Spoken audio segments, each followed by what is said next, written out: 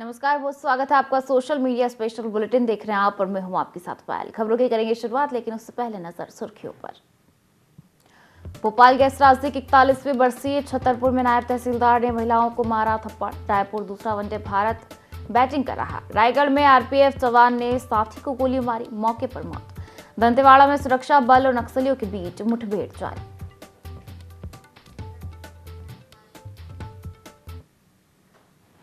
और चलिए अब शुरुआत करते हैं आज की बड़ी और महत्वपूर्ण खबर से, जहां कांग्रेस ने आज सोशल मीडिया प्लेटफॉर्म एक्स पर प्रधानमंत्री नरेंद्र मोदी का चाय बेचते हुए एक एआई जनरेटेड वीडियो पोस्ट किया है। इसमें पीएम को चाय वाला दिखाया गया है। उनके हाथ में चाय की केतली है, दूसरे हाथ में गिलास है। वीडियो में मोदी को जोर जोर से चाय बोलो, चाय चाहिए बोलते दिखाया गया है। एआई वीडियो में पीएम रेड कारपेट पर चल रहे हैं। उनके पीछे भारत सहित कई देशों के झंडे भी लगे हैं। इनमें भाजपा का भी झंडा है। इस एआई वीडियो को कांग्रेस प्रवक्ता डॉक्टर रागिनी नायक ने पोस्ट किया है। रागिनी ने वीडियो के कैप्शन में लिखा है कि अब ई कौन किया बे। भाजपा प्रवक्ता शहजाद पूनावाला ने इसे शर्मनाक बताया। उन्होंने एक्स पर पोस्ट में लिखा कि नामदार कांग्रेस ओबीसी समुदाय से आने वाले कामदार प्रधानमंत्री को बर्दाश्त नहीं कर सकती। जनता उन्हें कभी माफ नहीं करेगी। भाजपा प्रवक्ता शहजाद पूनावाला ने आरोप लगाया कि कांग्रेस पहले भी कई बार पीएम मोदी का अपमान कर चुकी है। बीजेपी नेता ने कहा कि उन्होंने पहले भी पीएम मोदी के चाय वाला होने पर मजाक उड़ाया था। 150 बार उन्हें गालियां दी और बिहार में उनकी मां का अपमान भी किया। उन्होंने दावा किया कि जनता कांग्रेस को इस तरह के व्यवहार के लिए माफ नहीं करेगी। तो देखिए, विवाद तब शुरू हुआ जब रागिनी नायक ने एआई से बनाया गया क्लिप शेयर किया और लिखा कि अब यह किसने किया। वीडियो को पीएम मोदी के शुरुआती जीवन का मजाक बताकर देखा जा रहा है। तो देखिए, पहले भी हुआ है ये विवाद, जहां पीएम मोदी के चाय वाला बैकग्राउंड पर कांग्रेस नेता पहले भी बयान दे चुके हैं। 2014 में मणिशंकर अय्यर ने कहा था कि मोदी कभी प्रधानमंत्री नहीं बन सकते और चुनाव हारने के बाद कांग्रेस अधिवेशन में चाय बेच सकते हैं। यह बयान भाजपा के लिए बड़ा मुद्दा बन गया। बीजेपी ने इसे राजनीतिक हथियार में बदलते हुए चाय पे चर्चा अभियान चलाया, जहां मोदी ने देश भर में लोगों से बातचीत की। 2017 में युवा कांग्रेस का एक मीम भी विवादों में घिर गया था, जिसमें मोदी का मजाक उड़ाया गया था। बाद में कांग्रेस ने वह पोस्ट हटा दी। तो देखिए, कांग्रेस ने पीएम मोदी का एआई वीडियो पोस्ट किया है। पीएम मोदी का चाय बेचते वीडियो पोस्ट किया गया है। वीडियो आप टीवी स्क्रीन पर देख सकते हैं। एक हाथ में केतली और दूसरे हाथ में गिलास है। पीएम मोदी की एआई वाले वीडियो पर बीजेपी ने पलटवार किया है। नामदार कांग्रेस और कामदार पीएम, भाजपा कांग्रेस में तकरार देखी जा रही है।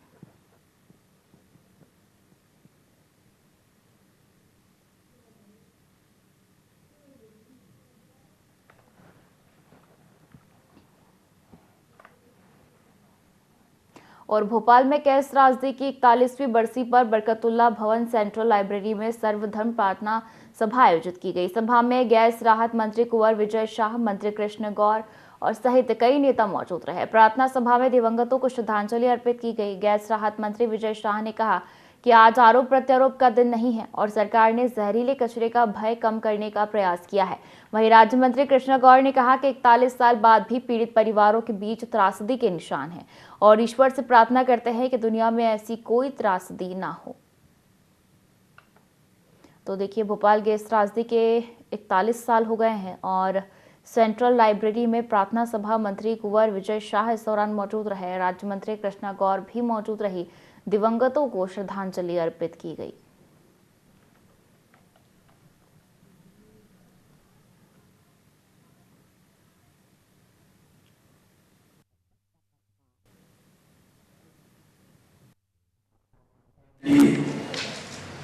एक ऐसी त्रासदी जिसके बारे में हम शब्दों में क्या दुख व्यक्त करें, ना हमारा पास शब्द है। अब जब हम कल्पना करते हैं कि क्या हुआ होगा, ना कोई बच्चा था, ना कोई बुजुर्ग था, ना कोई पुरुष था, ना कोई महिला थी, ना कोई जाति था, ना कोई धर्म था। जाति, धर्म और समाज से ऊपर उठ करके जो कुछ हुआ, आज हम सब उनके लिए बैठे हैं कि जिस भी धर्म के हों, जिस भी समाज के हों, प्रभु उनको अपने चरणों में स्थान दे। दुनिया में और भविष्य में ऐसी त्रासदी कहीं ना हो, हम प्रभु से कामना करते हैं। और जो आज हमारे बीच नहीं है, उन परिवार के दुख में अपने आप को शामिल करते हुए हम प्रभु से कामना करते हैं उन परिवारों को ये असहनीय कष्ट सहने की क्षमता प्रदान करें। देखिए, मन बहुत व्यथित है ये कहते हुए कि लगभग 41 वर्ष पूर्व 2 से 3 दिसंबर की मध्य रात्रि को जो विभीषिका भोपाल वासियों ने देखी और भोगी है, वो कितनी असहनीय होगी कि 41 वर्ष बाद भी आज भी उसके निशान हमें दिखाई देते हैं परिवारों के बीच में। ये गैस त्रासदी मात्र भोपाल की या भारत की ही नहीं, ये पूरे विश्व की सबसे बड़ी गैस त्रासदी है। यूनियन कार्बाइड का वह कारखाना जहां से मिथाइल आइसोसाइनाइड गैस रिसी थी, जो अब पूरी तरह से खंडहर की स्थिति में है, उसके कचरे को यहां से निकालकर पीथमपुर ले जाने का हमारी सरकार ने काम किया। उसको वहां पर जमीन के अंदर दफन किया ताकि भविष्य में किसी भी प्रकार की समस्या किसी भी प्रकार से लोगों को ना आए। प्रभु से यही प्रार्थना की है कि भविष्य में ऐसी घटनाओं की पुनरावृत्ति भोपाल ही नहीं, भारत ही नहीं, दुनिया में कहीं भी ना हो। सबका जीवन सुरक्षित रहे। उन समस्त दिवंगत आत्माओं के चरणों में श्रद्धा सुमन अर्पित कर।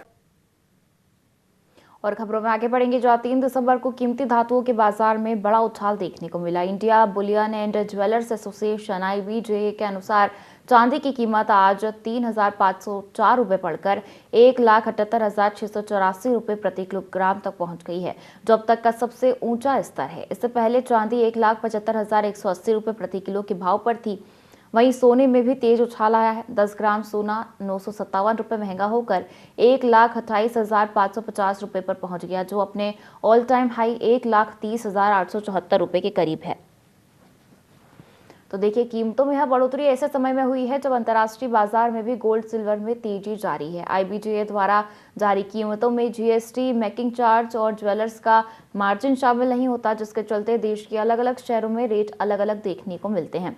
कई बैंक जैसे Punjab national bank gold loan के मूल्य निर्धारण के लिए IBJ रेट का उपयोग करते हैं। 2024 में अब तक सोने की कीमत 52,388 रुपये बढ़ गई है।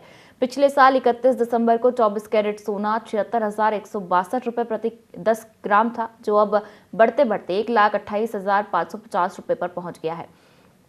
चांदी में भी 92,667 रुपये प्रति किलो की उछाल देखी गई है। 2024 के अंत में चांदी का भाव 86,017 रुपये था, जो अब बढ़कर 1,78,684 रुपये पर पहुंच गया है। दामों में तेजी के 3 बड़े कारण बताए जा रहे हैं। केंद्रीय बैंकों की जोरदार खरीदारी यानी डॉलर पर निर्भरता कम करने के लिए अधिकांश देश सोने का भंडार बढ़ा रहे हैं, जिससे मांग तेज बनी हुई है। क्रिप्टो मार्केट में उतार चढ़ाव, निवेशकों का झुकाव सुरक्षित निवेश माने जाने वाले गोल्ड की ओर बढ़ा है। शादी का सीजन, घरेलू मांग बढ़ने से भी कीमतों में तेजी आई है। वहीं केडिया एडवाइजरी के डायरेक्टर अजय केडिया का कहना है कि जियोपॉलिटिकल तनाव, महंगाई और सुरक्षित निवेश की बढ़ती तलाश सोने को सपोर्ट दे रही है। उनका अनुमान है कि इस साल सोना 1,35,000 रुपये प्रति किलोग्राम, प्रति 10 ग्राम और चांदी 1,85,000 रुपये प्रति किलो तक जा सकती है।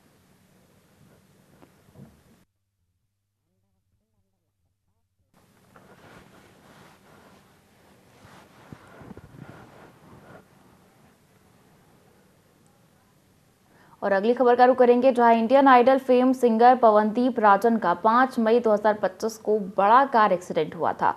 अगले दिन उनकी परफॉर्मेंस भी थी। आपको बता दें कि 5 मई 2025 को ये बड़ा कार एक्सीडेंट हुआ था। अगले दिन जब उनकी परफॉर्मेंस थी, जिसके लिए वो अहमदाबाद के लिए रवाना हुए थे, लेकिन एयरपोर्ट पहुंचने से पहले ही देर रात उनकी कार एक ट्रक से टकरा गई, जिससे उनके दोनों पैर टूट गए थे। लंबे समय तक लाइमलाइट से दूर रहने के बाद अब पवनदीप राजन ने पहली बार बताया है कि आखिर उस रात को क्या हुआ था और एक्सीडेंट की वजह क्या थी। पवनदीप राजन ने एक्सीडेंट पर बात करते हुए कहा कि एक शो आया था, कॉल आया था, मैं दिन में निकलने वाला था, हम थोड़ा शाम को निकल गए। मैंने कहा सुबह तक पहुंच जाएंगे और सुबह 3 बजे एक खड़ा ट्रक था। मैं तो सोया था बिल्कुल ऐसे, और मैं हमेशा की तरह ऐसे ही गांव से आता हूं तो सो जाता हूं और सुबह उठता हूं तो एयरपोर्ट आता है, पर इस बार जब उठा तो दोनों पैर टूटे हुए थे। पवनदीप ने आगे कहा कि फिर गाड़ी से मैं उनसे कह रहा हूं कि बाहर निकालो मुझे, मैं सोया था, जब मैं उठा तब एक्सीडेंट हो चुका था। जब राजनदीप से पूछा गया कि आखिर उनका एक्सीडेंट कैसे हुआ, तो उन्होंने कहा कि एक ट्रक खड़ा था जो रोड पर, वो चल नहीं रहा था, ड्राइवर नींद में था, उसने सीधा उसमें डाल दिया। पवनदीप ने यह भी बताया है कि एक्सीडेंट के बाद वो काफ़ी देर तक कार में फंसे रहे थे। उन्होंने कहा कि मैं ऐसे ही बैठा था, मैं तो निकल भी नहीं सकता था, मेरा एक ही हाथ सही था और फिर मैंने उसको बोला कि मुझे भी बाहर निकालो। कोई हाथ नहीं लगा रहा था वहाँ पर, बाहर भी नहीं निकाल रहे थे। फिर पुलिस आई। पवनदीप ने बताया कि एक्सीडेंट के बाद उनकी कार में आग भी लग गई थी और वो कार में ही फंसे हुए थे, लेकिन एक शख्स ने खींचकर उन्हें कार से निकाला। हॉस्पिटल पहुंचकर पवनदीप राजन ने परिवार को एक्सीडेंट की खबर दी। लंबे इलाज के बाद अब पवनदीप चलने लगे हैं। हाल ही में उन्होंने सलीम सुलेमान के साथ म्यूजिकल परफॉर्मेंस भी दी थी। बताते चले कि पवनदीप सिंह 28 साल के हैं। उन्होंने singing reality show Indian Idol के 12वें सीजन से अपने करियर की शुरुआत की थी। वो शो के विजेता रहे थे। शो में उनकी परफॉर्मेंस काफ़ी पसंद की गई थी। पवनदीप कई म्यूजिक वीडियोस को आवाज़ दे चुके हैं। उन्होंने तेरे बगैर और मंजूर दिल जैसे सिंगल्स को भी आवाज़ दी है। तो देखिए, पवनदीप राजन का 5 मई को एक्सीडेंट हुआ था। एयरपोर्ट जाते समय ट्रक से कार टकराई थी। हादसे में दोनों पैर टूट गए थे और लंबे समय बाद पवनदीप ने अपनी चुप्पी तोड़ी है। रात 3 बजे खड़े ट्रक से टक्कर हुई थी और साथ ही अब उन्होंने खुलकर इस पर बात की है। उन्होंने बताया कि ड्राइवर की झपकी की वजह से ये हादसा हुआ। एक्सीडेंट के बाद कार में ही पवनदीप फंसे रहे। कार में आग लग गई और मुश्किल से उनकी जान बच सकी है। तो एक शख्स ने खींचकर उन्हें बाहर निकाला था। इसके बाद हॉस्पिटल पहुंचाया गया। तो देखिए, अब पवनदीप चल सकते हैं। हालांकि उनके दोनों पैर में फ्रैक्चर हुआ था।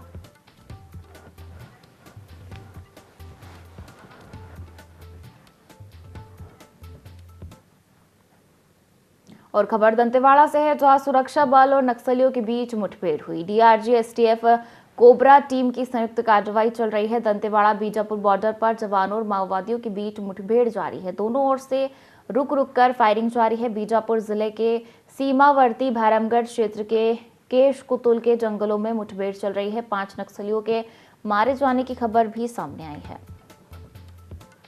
तो दंतेवाड़ा से ये खबर, जहां सुरक्षा बल और नक्सलियों के बीच मुठभेड़ हुई। डीआरजी एसटीएफ कोबरा टीम की संयुक्त कार्रवाई देखने मिली। दंतेवाड़ा बीजापुर बॉर्डर पर जवानों और माओवादियों के बीच मुठभेड़ हुई। दोनों ओर से रुक रुक कर फायरिंग जारी है। बीजापुर जिले के सीमावर्ती भैरमगढ़ क्षेत्र के केश कुतुल के जंगलों में मुठभेड़ चल रही है। 5 नक्सलियों के मारे जाने की खबर है।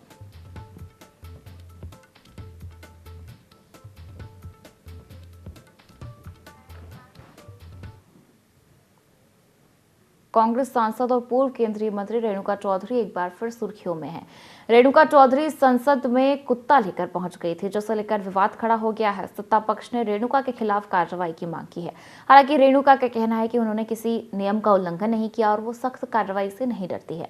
रेणुका चौधरी संसद में पहुंचते ही मीडिया के सवाल सुनकर कुत्ते की आवाज निकालने लगी और भौं भौं करती नजर आई। रेणुका चौधरी का यह वीडियो सोशल मीडिया पर सामने आया है। राज्यसभा सांसद रेणुका चौधरी के अनुसार, अगर वे नियमों के उल्लंघन का हवाला देकर मेरे खिलाफ प्रस्ताव लाना चाहते हैं तो उन्हें लाने दीजिए, मुझे इससे कोई फर्क नहीं पड़ता। पूर्व प्रधानमंत्री अटल बिहारी वाजपेयी भी संसद में बैलगाड़ी लेकर आए थे।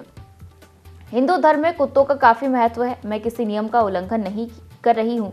बता दें कि 71 वर्षीय रेणुका चौधरी उस समय विवादों में आ गई जब वो संसद परिसर में अपना कुत्ता लेकर पहुंच गई थी।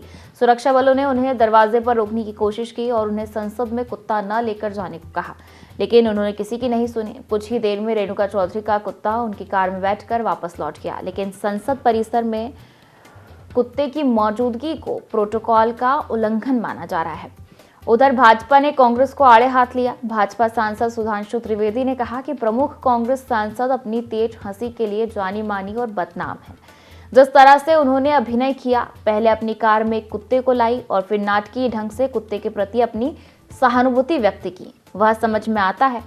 आज जब एक पत्रकार ने उनसे सवाल पूछा तो वह जिस तरह भौंकी और कल उन्होंने जो कहा, इसका मतलब है पूरी संसद उसके सांसदों को काटने वाला कहना है और काटने को कुत्तों से जोड़ना। यह दर्शाता है कि कांग्रेस पार्टी संसद की गरिमा को कम करने के लिए एक सुनियोजित अभियान बन गई है। हम पूछना चाहते हैं कि कांग्रेस पार्टी भारतीय संसद की गरिमा को धूमिल करने के लिए इस अभियान में क्यों लगी हुई है। मेरा मानना है कि कांग्रेस अब इस मुद्दे पर बहुत आगे बढ़ चुकी है।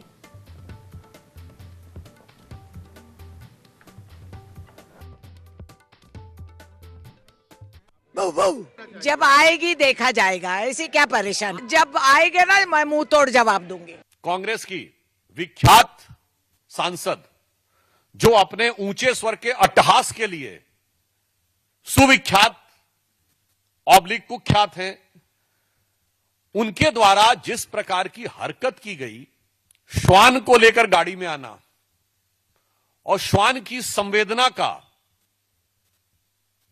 एक नाटकीय प्रस्तुतिकरण करना, डॉग लवर, जैसे आजकल बहुत सारे लोगों को बहुत सारी लव जागृत हो रहा है, लवरई आ रही है, तो मैं उनके प्रति पूरी संवेदना के साथ कहना चाहता हूं, देश की पूरी संसद को के सांसदों को काटने वाला कहना और काटने का संदर्भ कुत्ते के साथ जोड़कर कहना, यह दर्शाता है कि पूरी संसद की गरिमा को ध्वस्त करना कांग्रेस का एक विधिवत सुविचारित अभियान हो गया है।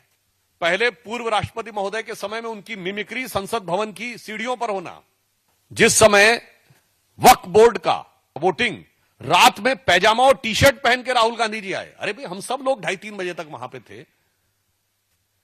फिर संसद भवन के अंदर अपने भाषण के दौरान कभी भगवान शंकर और कभी गुरु नानक देव की फोटो यूं करना। हम ये पूछना चाहते हैं कि भारत की संसद की गरिमा को तार तार करने के इस अभियान में क्यों लगी हुई है कांग्रेस पार्टी। मुस्लिम लीगी माओवादी कांग्रेस बनती जा रही है।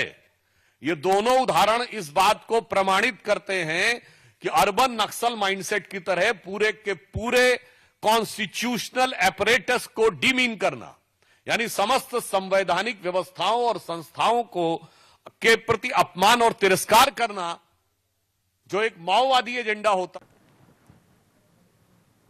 और दिल्ली में प्रदूषण का संकट बढ़ गया है। तापमान में गिरावट देखी जा रही है और इसी के कारण दिल्ली में प्रदूषण का संकट लगातार गहराता जा रहा है। आपको बता दें कि तापमान में गिरावट और कोहरे की वजह से शहर की हवा की गुणवत्ता बिल्कुल खराब हो चुकी है।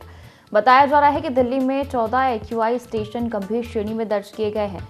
नोएडा भी गंभीर श्रेणी की ओर बढ़ रहा है। दक्षिण दिल्ली का नेहरू नगर सबसे ज्यादा प्रभावित है, जहां AQI 436 दर्ज किया गया है। सिटी फोर्ट भी गंभीर श्रेणी में है। CPCB डेटा के मुताबिक दिल्ली के कई इलाकों में वायु प्रदूषण खतरनाक स्तर पर पहुंच गया है। इन इलाकों में वायु गुणवत्ता सूचकांक 400 के पार चला गया है। इन सभी इलाकों में AQI का लेवल 401 से 500 के बीच है, जिसे गंभीर श्रेणी माना जाता है, जो स्वस्थ लोगों को भी प्रभावित करता है और मौजूदा बीमारियों वाले लोगों पर गंभीर प्रभाव डालता है। आपको बता दें कि तापमान में गिरावट और कोहरे की स्थितियों के कारण दिल्ली में प्रदूषण का संकट गहरा गया है। कम तापमान और हवा की धीमी गति के कारण प्रदूषक तत्व सतह के पास जमा हो जाते हैं और दूर नहीं छट पाते हैं। इस मौसम संबंधी बदलाव ने प्रदूषकों को फंसा लिया है, जिससे वायु गुणवत्ता में भारी गिरावट आई है। यह स्थिति बच्चों, बुजुर्गों और सांस की बीमारियों से पीड़ित लोगों के लिए विशेष रूप से खतरनाक है। नोएडा भी गंभीर श्रेणी की ओर अग्रसर है। दिल्ली से सटे शहर नोएडा में भी प्रदूषण का स्तर लगातार बढ़ रहा है। दिल्ली में प्रदूषण का स्तर बेहद खराब है। AQI अभी भी 400 पार चल रहा है। नेहरू नगर की अगर बात कर ले तो 436, चांदनी चौक 431, RK पुरम 420, रोहिणी 417, सिटी फोर्ट 408, करनी सिंह शूटिंग रेंज 406, आनंद विहार 405। दिल्ली की हवा में जहर घुल रहा है। नोएडा में खतरे के निशान पर है और दिल्ली में प्रदूषण का संकट लगातार गहराता जा रहा है।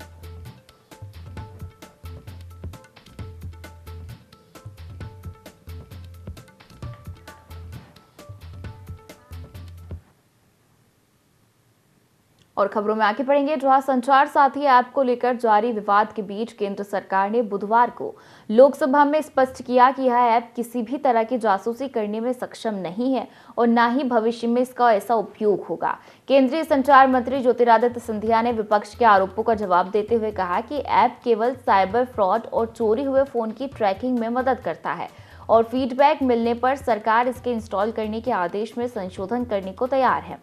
सिंधिया ने कहा कि विवादित सेक्शन 7B का मतलब यह नहीं है कि यूजर ऐप डिलीट नहीं कर सकता। यह प्रावधान फोन निर्माताओं के लिए है ताकि वे फोन में मौजूद ऐप को यूजर के लिए उपयोग योग्य बना रखें। उन्होंने कहा कि यह ऐप पूरी तरह वैकल्पिक है। यूजर चाहे तो इसे डिलीट कर सकते हैं, इस्तेमाल न करना चाहे तो रजिस्ट्रेशन ना करें। ऐप स्वतः ही इनएक्टिव हो जाएगा। आपको बता दें कि 28 नवंबर को दूरसंचार विभाग ने मोबाइल कंपनियों को आदेश दिया था कि वे नए और पुराने सभी स्मार्टफोन में सॉफ्टवेयर अपडेट के जरिए संचार साथी ऐप इंस्टॉल करें। इसके बाद कांग्रेस समेत विपक्ष ने इस कदम को नागरिकों की जासूसी बताकर सरकार पर हमला बोला। कांग्रेस सांसद प्रियंका गांधी ने कहा कि यह सीधा प्राइवेसी पर हमला है और लोगों की निजी जिंदगी में अनावश्यक दखल है। कांग्रेस नेताओं ने इसे डिजिटल निगरानी का नया मॉडल करार दिया। हालांकि भाजपा सांसद संबित पात्रा ने कहा कि यह ऐप न मैसेज पढ़ता है न कॉल सुनता है। इसका उद्देश्य फ्रॉड रोकना, चोरी हुए मोबाइल ट्रैक करना और फर्जी सिम पहचानना है। वहीं केंद्र का कहना है कि देश में डुप्लीकेट IMEI नंबर और साइबर फ्रॉड तेजी से बढ़ रहे हैं। संचार साथी ऐप चोरी हुए फोन को ब्लॉक करने, IMEI चेक करने और फर्जी कॉल या मैसेज रिपोर्ट करने में मदद करता है। डॉट का कहना है कि अब तक 7 लाख से ज्यादा गुम या चोरी हुए मोबाइल इस सिस्टम से वापस मिल चुके हैं। हालांकि प्राइवेसी ग्रुप्स और तकनीकी विशेषज्ञों का मानना है कि ऐप का अनडिलीटेबल बनाना यूजर कंट्रोल घटा देगा और भविष्य में ट्रैकिंग फीचर्स जोड़े जाने का जोखिम बढ़ाएगा। वहीं कंपनियों खासकर एप्पल के लिए परेशानी बढ़ गई है क्योंकि उसकी नीति किसी थर्ड पार्टी ऐप को प्री इंस्टॉल करने की अनुमति नहीं देती। अब सरकार कह रही है कि ऐप वैकल्पिक रहेगा और इसे हटाया भी जा सकेगा। संचार का क्षेत्र एक बहुत बड़ा माध्यम है लोगों को विश्व के साथ जोड़ने का, और आज देश के अंदर हमारे 1 बिलियन यूजर्स हो चुके हैं सर। लेकिन जहां सकारात्मक उपयोग भी किया जाता है, ऐसे कई तत्व हैं जो इसका नकारात्मक उपयोग भी करते हैं, और सरकार का दायित्व होता है कि देश की जनता और हर नागरिक को उस नकारात्मक प्रयोगों से हम लोग और तत्वों के से हम लोग जोड़ पाएं और सुरक्षित रख पाएं। इसी सोच के साथ संचार साथी पोर्टल की हमने शुरुआत की थी सर 2023 में, और संचार साथी ऐप का प्रयोग हमने 2025 में हम लोग ने शुरुआत किया। अब संचार साथी क्या है? संचार साथी एक ऐसा ऐप है जिसके आधार पर जन भागीदारी के आधार पर आज देश की एक एक जनता और नागरिक अपने आप को सुरक्षित रख सकता है फ्रॉड से, स्टोलन मोबाइल से, अपने स्टोलन मोबाइल को रिकॉर्ड कर सकता है, रिपोर्ट कर सकता है। और 20 करोड़ हिट सर हमारे पोर्टल पे हुए हैं, करीब 1.5 करोड़ ऐप डाउनलोड हुए। और अगली खबर का रुख करेंगे, जहां अपने पावर पैक एक्टिंग और एक्शन से लोगों के बीच अपनी अलग पहचान बनाने वाले एक्टर रजनीकांत 2023 में रिलीज हुई जेलर ब्लॉकबस्टर साबित हुई थी, जिसमें शाहरुख खान भी नजर आए थे। तो वहीं कई रिपोर्ट्स की माने तो शाहरुख खान का हिस्सा जेलर 2 के लिए मार्च 2026 में शुरू हो जाएगी। हालांकि बॉलीवुड का ए लिस्टेड एक्टर फिल्म में एंट्री ले सकता है। अगर ऐसा होता है तो फिर शाहरुख खान के कैमियो के चांस कम हो जाएंगे। कुछ वक्त पहले जानकारी मिली थी कि कूली के लिए शाहरुख खान को ऑफर दिया गया था, पर उन्होंने कैमियो के लिए मना कर दिया था, लेकिन कारणों का खुलासा नहीं हो पाया था। इस वक्त शाहरुख खान अपनी अपकमिंग फिल्म किंग पर काम कर रहे हैं, जो अगले साल ही रिलीज होगी। हाल ही में शाहरुख के बर्थडे पर उनका पहला लुक भी दिखाई दिया था। फिल्म में दीपिका पादुकोण, अभिषेक बच्चन, उनकी बेटी सुहाना खान, रानी मुखर्जी समेत कई एक्टर्स दिखाई देंगे। हालांकि एक रिपोर्ट की माने तो डायरेक्टर नेल्सन दिलीप कुमार ने जेलर के सीक्वल के हिंदी सुपरस्टार को लेने का प्लान किया है। हालांकि मेकर्स की तरफ से अब तक तो कुछ भी कंफर्म नहीं हुआ है, पर कैमियो की जानकारी पहले दी भी नहीं जाती है। मेकर्स प्रमोशन या सीधा फिल्म में ही इसका खुलासा करते हैं। अब लोग भी कमेंट कर रहे हैं कि रजनी के साथ शाहरुख खान का कैमियो होने वाला है। उड़ती उड़ती खबरों से लोगों के अंदर भी एक्साइटमेंट बढ़ती जा रही है। अब देखना दिलचस्प होगा कि आने वाले समय में शाहरुख फिल्म का हिस्सा होते हैं या नहीं।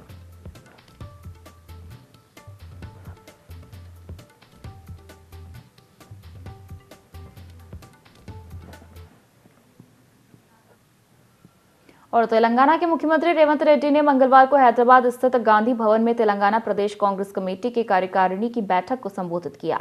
इस दौरान उन्होंने कहा कि कांग्रेस 140 सालों से इसलिए बची हुई है क्योंकि पार्टी में स्वतंत्रता है। तेलंगाना सीएम ने कहा कि जिस तरह लोग अलग अलग देवताओं की पूजा करते हैं, उसी तरह कांग्रेस भी अलग अलग मानसिकता वाले लोगों को अपने साथ जोड़ता है। रेड्डी ने कहा कि हिंदू धर्म में कितने भगवान हैं? 3 करोड़। एक व्यक्ति भगवान वेंकटेश्वर को प्रणाम करता है तो कोई शिव का अनुयायी है। मुख्यमंत्री ने आगे कहा कि जो अविवाहित है उनके लिए भगवान हनुमान है, जो 2 बार शादी करते हैं उनके लिए भगवान अलग है, जो शराब पीते हैं उनके लिए एक और भगवान है। येल्लम्मा, पोचम्मा, मैसम्मा, मुर्गा खाने वाले लोगों के अलग भगवान है, दाल चावल खाने वालों के एक और भगवान। और मुख्यमंत्री की यह टिप्पणी नए डिस्ट्रिक्ट कांग्रेस कमेटी प्रमुखों की नियुक्ति को लेकर कांग्रेस के भीतर टकराव की खबरों के बीच आई है। विपक्ष ने सीएम रेड्डी की टिप्पणी को हिंदुओं की आस्था पर चोट बताया और माफी की मांग की है।